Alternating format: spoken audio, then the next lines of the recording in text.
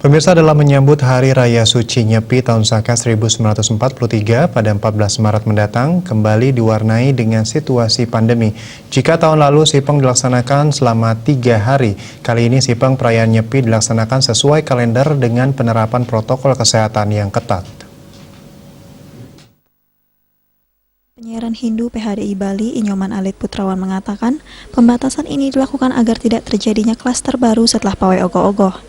Saat pandemi ini berakhir, ia mengajak kembali beraktivitas melaksanakan pawai ogoh-ogoh karena ini jadi momentum yang ditunggu-tunggu menjelang perayaan Hari Raya Nyepi. Tahun 2020 itu ogoh-ogoh kan sudah terbuat, tetapi di tahun ini seiring dengan himbauan tidak ada pengarahan ogoh-ogoh, otomatis tidak dibuatkan ogoh-ogoh seperti itu.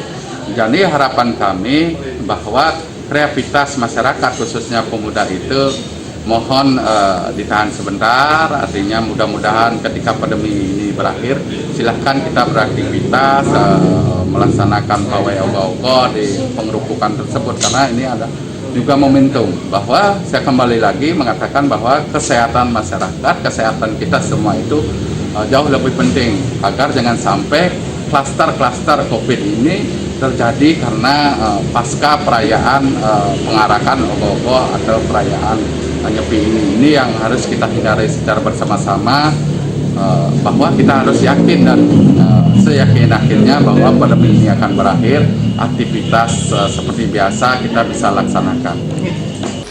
Ia menilai meski diadakan dengan cara yang berbeda tidak mengurangi esensi dari perayaan Nyepi itu, selama tetap menjalankan catur berata penyepian dan kusuk memusatkan diri kepada Tuhan terlebih di tengah pandemi COVID-19. Made Risma, Bali TV.